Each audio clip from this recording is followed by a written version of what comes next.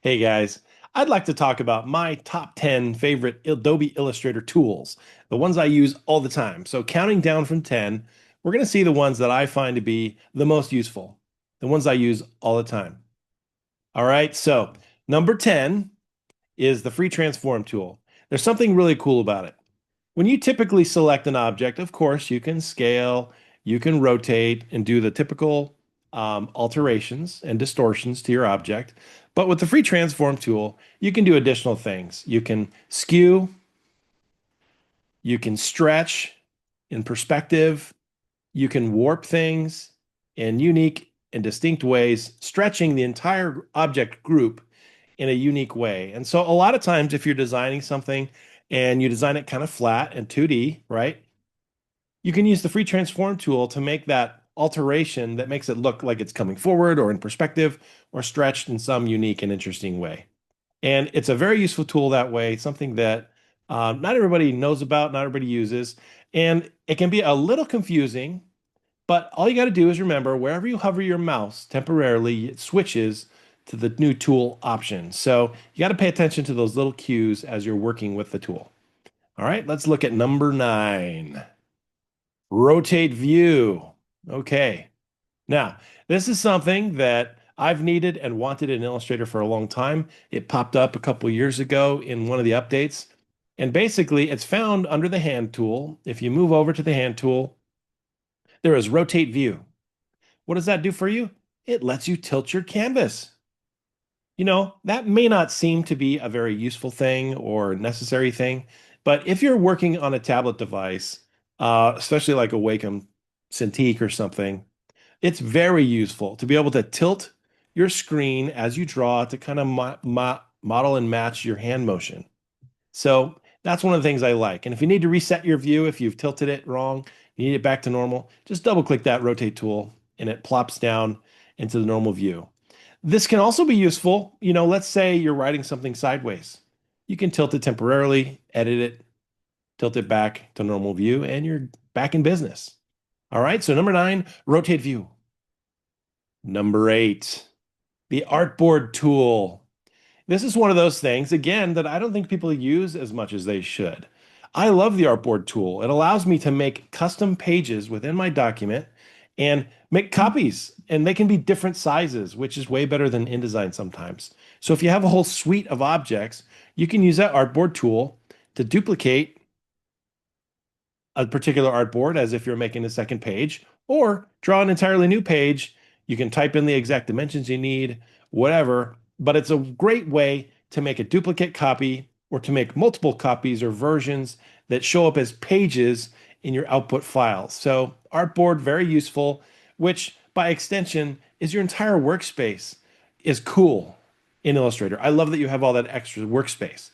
That's the way my mind works. When I'm working on something, I need extra room to like look at it and store it and keep it.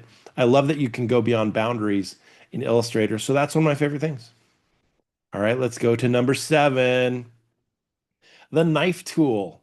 Not to be confused with the slice tool, which is the little X-Acto blade on the toolbar, which I don't know anybody that uses it. I guess it's for slicing up web graphics, but I don't know. I kind of wish the knife tool was the X-Acto blade because that's how I think of it.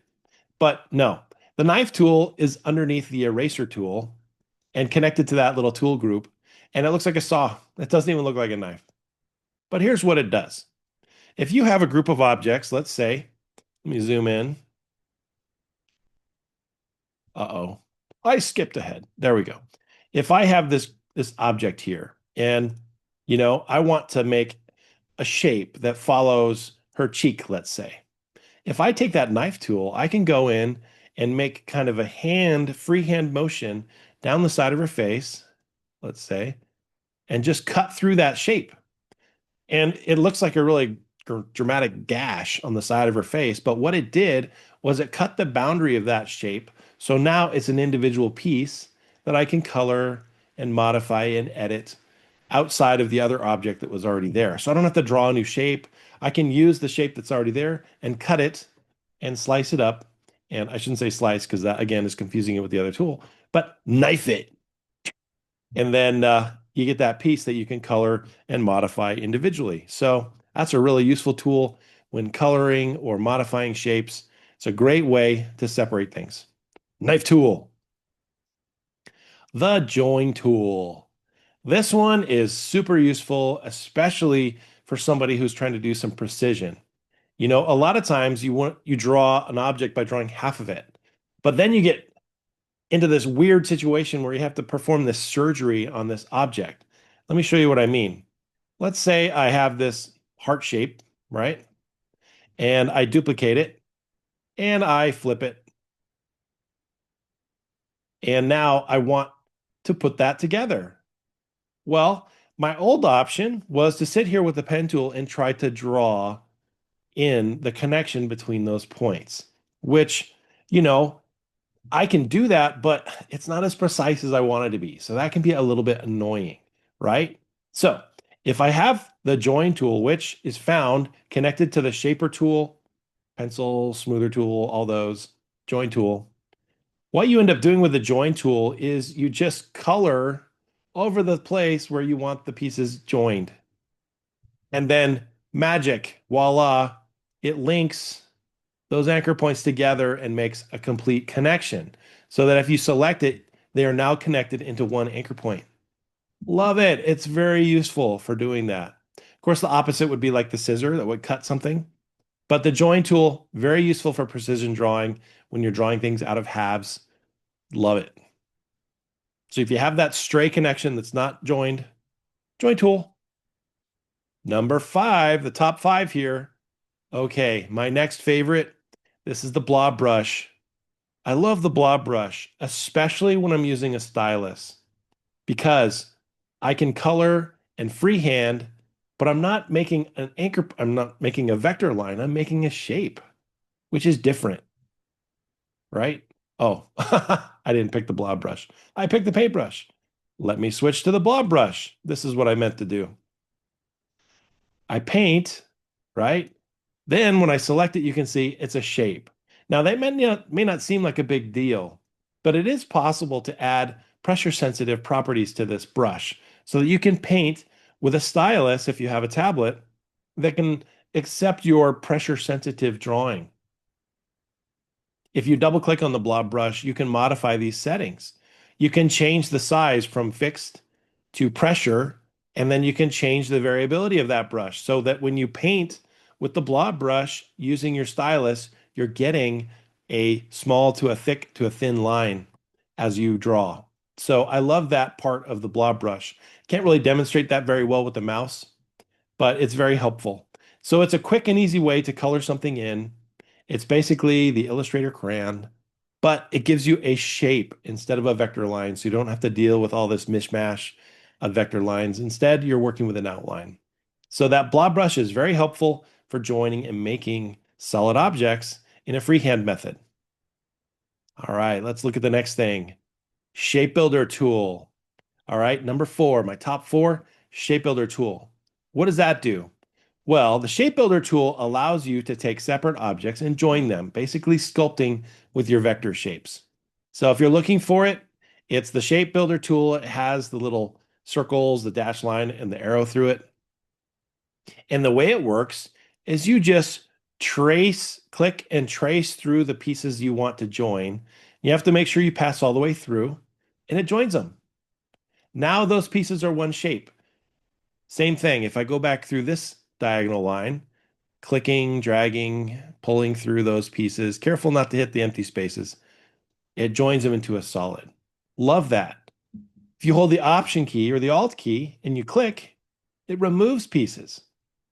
So it is a quick and easy way to essentially do what you usually do with a Pathfinder, which is make shape modifications, joining, adding, connecting things. Makes it super easy. Again, just clicking and dragging wherever you have that plus symbol and whatever that mouse touches, it joins it. Great, easy task, easy tool, easy day. Number three, the touch type tool. I love typography. I love playing with type. And I love that the touch type allows you to move things in an individual and intuitive way. So let's say I select this text. It's one line of text, and I put a couple different little fonts there, so the letters are different, but I need to make a more interesting arrangement of the letters, even before making them into objects. So if I click on the type tool and I switch down to touch type, I love this. It allows me to go letter by letter and move it individually. So if I can click on it, I can scale it. I can tuck it up next to that J. I can make this Y bigger. I can even rotate it, reposition it, figure out new ways to connect these things. And it goes letter by letter. Sometimes you have to get in there with your mouse and click it, but it allows me to basically have complete freedom, intuitive freedom over the way I arrange things. I love that about that. And they're still letters. So if I go back to the type tool, I'm still typing. They're still letters, they're not shapes. So they can still be modified and adjusted. But again, it gives me that individual way to touch and move and reposition my type to make a cool, uh, type arrangement. So you're not just messing with leading and kerning. You're actually tilting, turning, doing all kinds of cool stuff. All right, number two. What do you think it is? Number two is the pen tool. I love the pen tool. I love to draw. I love lines. And I've been using the pen tool for so long. I'm very comfortable just drawing shapes, adjusting outlines, changing anchor points, turning shapes, just with the anchor point. And I love that the pen tool gives me that freedom to do what I want and create a shape. And then with that pen tool, let me increase the size so you can see it. I can go back with either the pen tool or the convert anchor tool or the direct selection tool, and I can modify that drawing. That's my favorite thing too. Nothing is totally permanent. So I can go back in, edit, and modify the line I drew and get the result I want. So the pen tool allows me to draw in a precise way. Personally, I love drawing, so it's very important to me to be able to control the line. And the pen tool gives me the complete OCD control. And so mastering the pen tool was a big deal for me. And when I did, and I unlocked its secrets, the whole world was opened up to me. So the pen tool, number two. So what could beat the pen tool? The width tool, which I use with the pen tool all the time. Now, this is how you get really cool stylized stroke lines. So if you look at this Donald Duck drawing, it looks okay, but there are some things that can be done to make it better, to improve the strokes. So if I select one of the strokes, for example, like this one over his eye, and I click on the stroke, there is a profile that can be added to lines, which creates these thick and thin qualities that can taper these lines so they look more natural or more like ink brush strokes. Brush inking is another thing that I really, really like. Something where you can get that taper to your outlines. Well, what the width tool does is in a very similar way, it allows you to then control individually those stroke lines. So let me zoom in a little bit here. And the width tool is over here on the toolbar. I call it Nessie the Loch Ness Monster because the little icon looks like Nessie to me. If I click on that puppy and I go over here to the line, I can individually control those lines by hovering my cursor and using the width tool to expand or contract pieces. I love having that control over the line, and that's what the width tool gives you. And you can taper those things right where you are just by moving the stroke and the line in the right position and in the right place. And so you have absolute control over the shape and contour of that stroke line, allowing you to make really unique and individualistic lines. And you can then, pair that with what's possible on the line profile toolbox. So you can make your strokes look more natural and artistic, like a real Donald Duck illustration. So I love doing that. I first outline and draw everything with a flat stroke line, and then I go in and tune it up with the width tool and make it awesome. All right, so those are my top 10 Adobe Illustrator tools, the ones I like to use, the ones I have the most fun with.